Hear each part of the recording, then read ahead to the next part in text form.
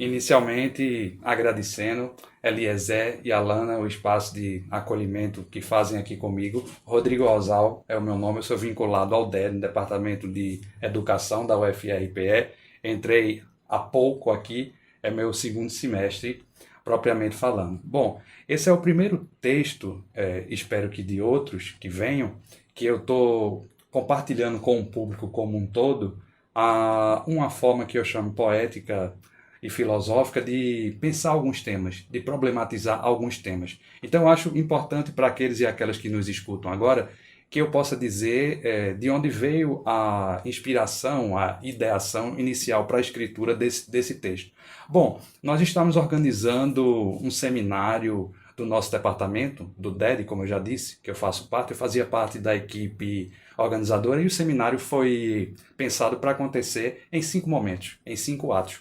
O quarto desses 5 momentos dizia respeito efetivamente a uma conferência com um professor amigo que aqui esteve, Flávio Brainer, da UFPE, para pensar junto com todos nós e com todas nós que lá estávamos sobre a função da universidade pública.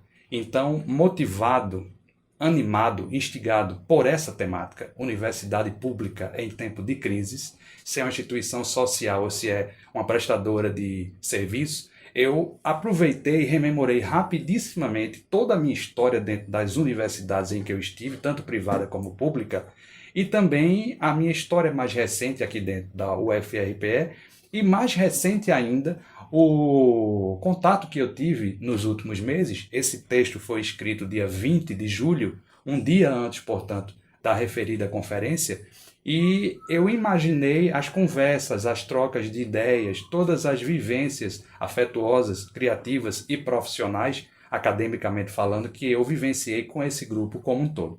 Então, esse texto, de alguma maneira, é para homenagear este pequeno grupo que fez parte da comissão organizadora, que a Lana, de alguma maneira, também fez parte, mas também é uma maneira de saudar, de me apresentar um pouco e de receber, por que não dizer, aqueles colegas, incluindo os alunos que eu tive e que os que estão comigo agora nesse semestre, porque influenciam e impactam fortemente na maneira como eu interpreto a vivência universitária como um todo.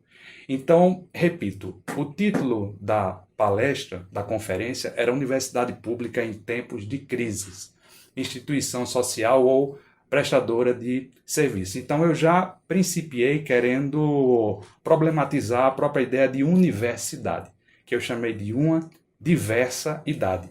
Eu vou ler o texto como um todo e depois eu vou fazer pequenas explicações rápidas também sobre o que cada uma dessa estrofe está querendo problematizar, refletir, criticar cuidadosamente e criativamente também, espero eu. Então, uma diversa idade. Um esforço de tantos para tão poucos. Se vê hoje num enorme atropelo. A ciência virou berro de loucos. O cão feroz do látis está sem pelo. Vários modos e diferentes jeitos de querer capturar o universal. Como se fosse muito natural esconder direitinho o que é mal feito. Os de dentro se veem de soslaio, os de fora a almejam sem saber, que até podem, após, virar lacaio de um tal jeito certo de aprender. A peitica da metodologia dita a regra do nosso escrever, para depois nos cobrar autonomia, quando não nos deixaram conhecer. Ironia que não é a do destino, entidade já tão prestigiada, está hoje em farrapos, maltratada, por um mói que a proclama em desatino. Se há críticas justas e pertinentes, arruiná-la não é conquista alguma. Os que a querem morta são uns dementes, que do amor não auriram luz nenhuma. Se um não quer, dois não conversam. Adapto um ditado que é do povo. O diálogo há de existir de novo, para nós, numa idade que é diversa. Então, esse texto, nessas estrofes, ele procura, há um tempo, problematizar, saudar, louvar a instituição Universidade Pública como um todo e as pessoas que nela estão. Os prestadores de serviços que trabalham na área de segurança, limpeza, alimentação, os técnicos, administrativos, os professores, os estudantes, todos que compõem esse locus. Então, ao mesmo tempo em que eu penso esse espaço que foi e vem sendo construído e reconstruído como algo muito digno e muito nobre, eu também faço certas críticas a coisas que eu vejo que internamente podem ser aprimoradas. Então, essa primeira estrofe, por exemplo, que eu começo com esforço de tantos para tão poucos, e depois digo que a ciência virou berro de loucos, é uma maneira de apontar o que todos minimamente atentos e atentas já veem, que muita gente ainda trabalha, rala, e infelizmente hoje no nosso país, cada vez mais, passa fome e outras coisas mais, para que poucos ainda estejam no ensino superior. Então há que ser questionado, repensado o próprio modelo de universidade que a gente tem, a maneira de acessá-lo e a maneira de continuar nele dignamente. Esse é um ponto. Então essa estrofe, nesses 4 versos, é um pouco disso que passa na minha mente.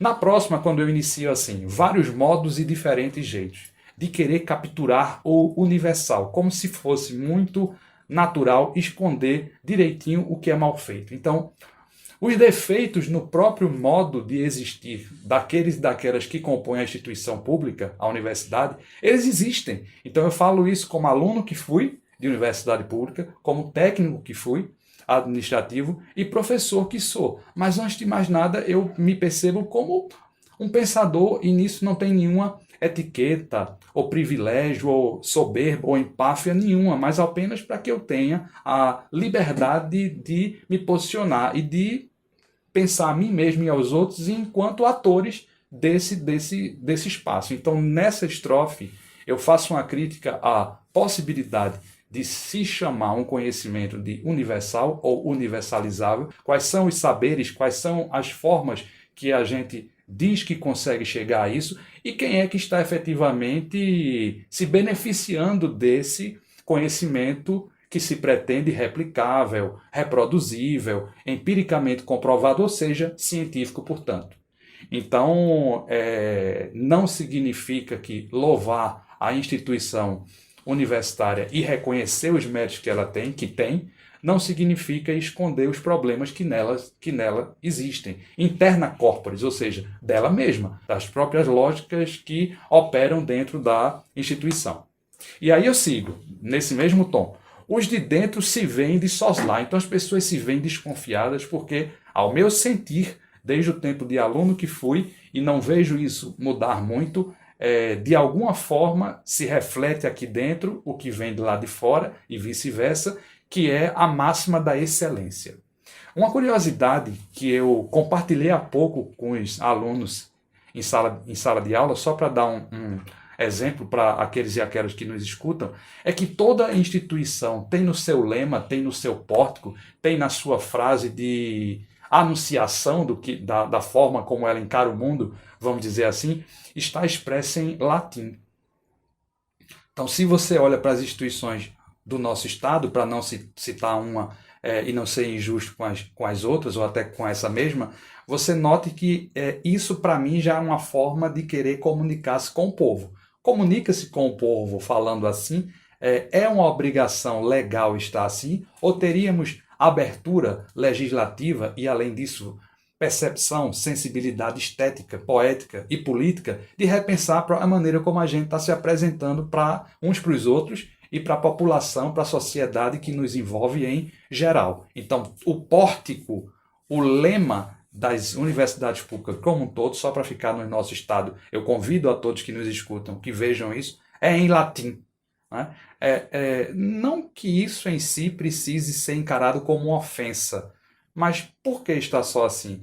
Isso aproxima mais as pessoas que querem aqui chegar ou afasta mais? É algo que passa pela minha cabeça quando eu escrevo trechos como esse. Então, sigo com a próxima. A peitica da metodologia. Dita, ou seja, diz a regra do nosso escrever, para depois nos cobrar autonomia quando não nos deixaram conhecer. Então, se você conversa e escuta, mais do que conversa, atentamente os estudantes na graduação de diversos cursos, você vê que algo que mais os aflige saber lidar com as regras da ABNT, por exemplo, e o formato por meio do qual é expresso o seu conhecimento e avaliado ao final, ao término do seu curso, que se chama o TCC, o Trabalho de Conclusão de Curso. Um exemplo disso é que muitos estudantes são chamados a escrever esse texto em forma de monografia.